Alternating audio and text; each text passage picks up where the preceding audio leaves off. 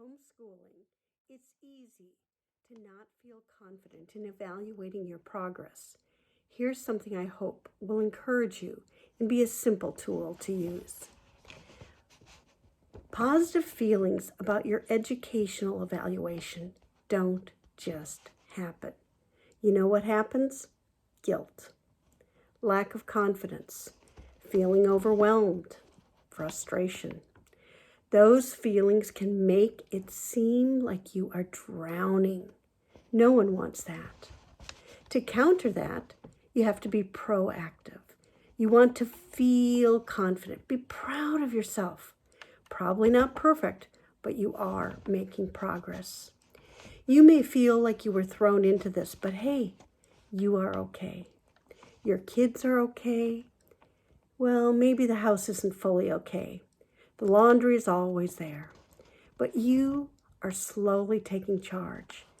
Everyone is still alive. The family is all fed. Some work got done. It's really just a matter of perspective, right? Yes, it is. Think about a job you've had. You didn't know how to do that job until you learned how to do it. When you started, you were a beginner. Over time, you gained experience. I bet you were even able to train others. It's the same with everything. You didn't learn how to be married before you were married. You didn't learn how to be a parent before you were a parent. By the time your second child comes around, it's not all new. By the time the third child comes around, you're so comfortable, they often don't have pictures.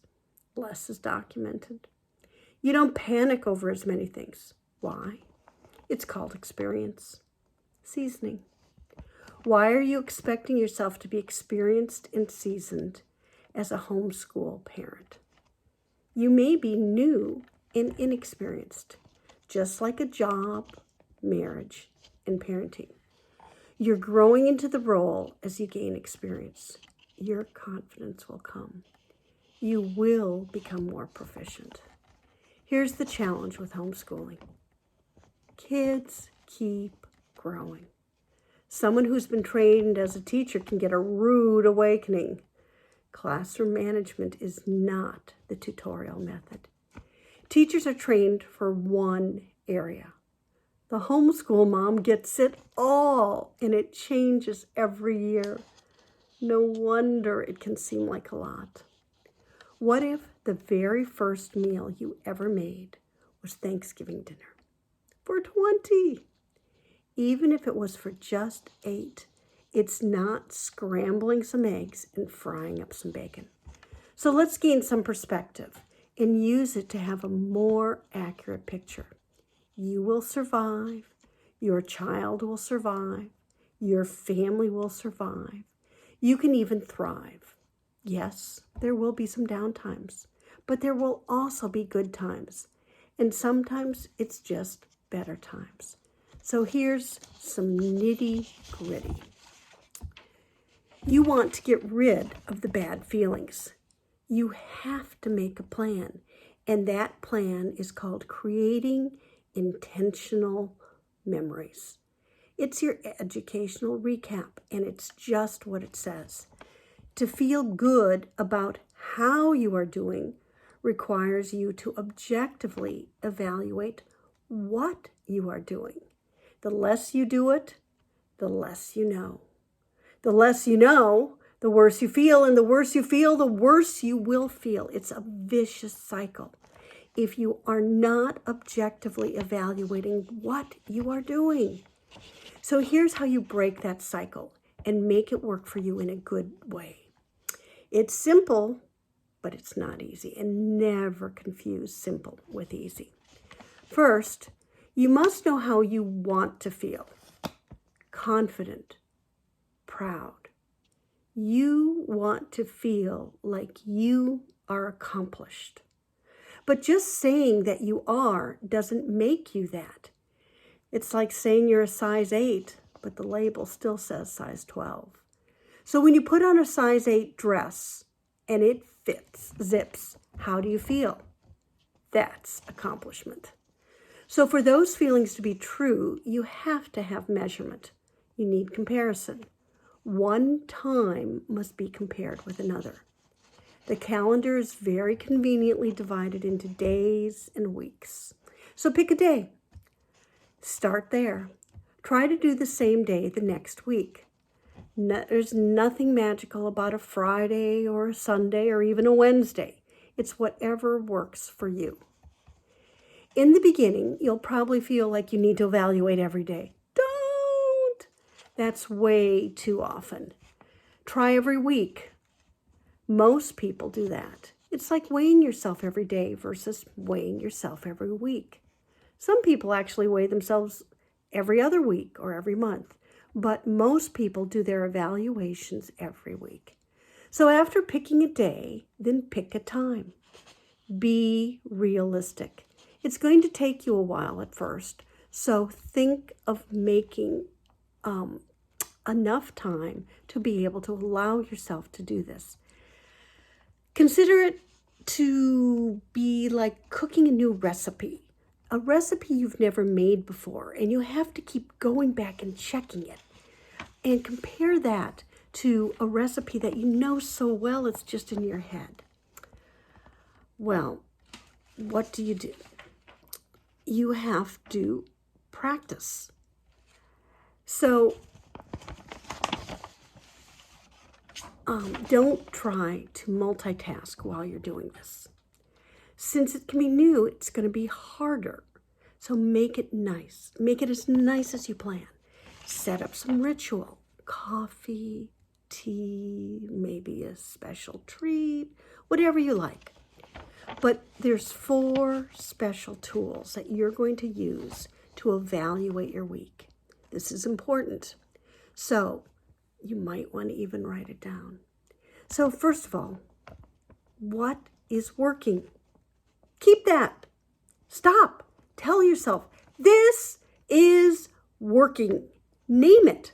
Say it out loud so you can hear it. Here's an example.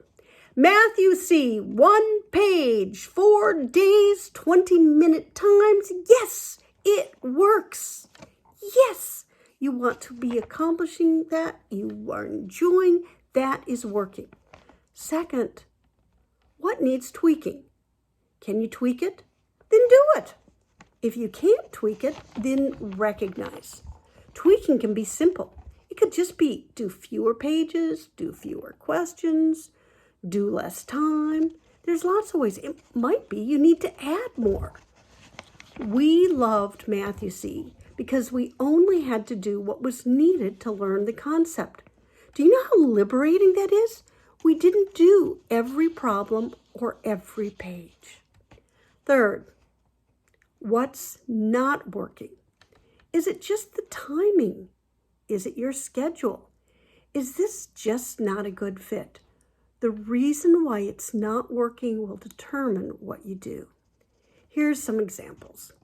My son could not use scissors correctly, so we put them aside. We worked on fine motor skills. Weeks later, we came back to them. You would have thought cutting was his favorite thing. Sometimes the subject or curriculum just doesn't fit your real life schedule.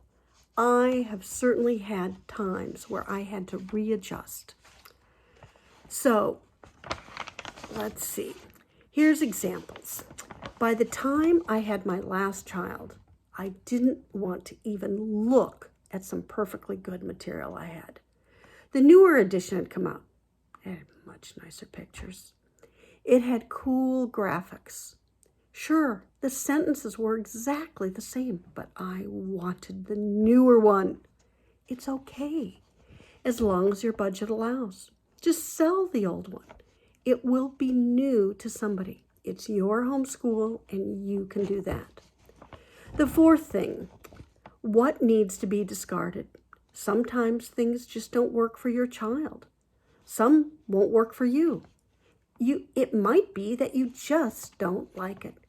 Just because your friend likes it doesn't mean that you have to like it. It's your homeschool. You can change.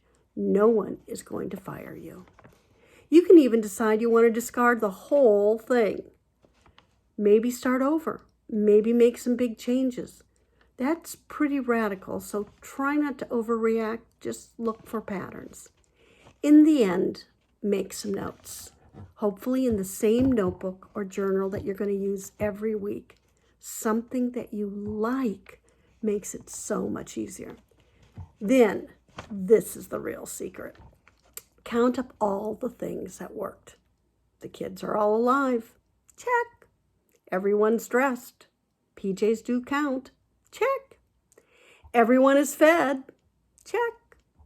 You read aloud to the kids 4 days. Check. Your child wanted to read some more. Check. The science experiment didn't work the way that the book said it would, but you did do all the directions in the right order.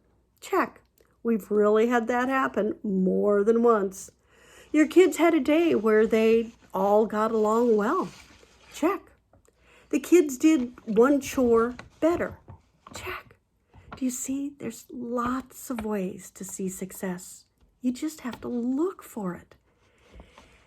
After evaluating all the things, look to see if what worked is more than what didn't work. That's success. Celebrate it.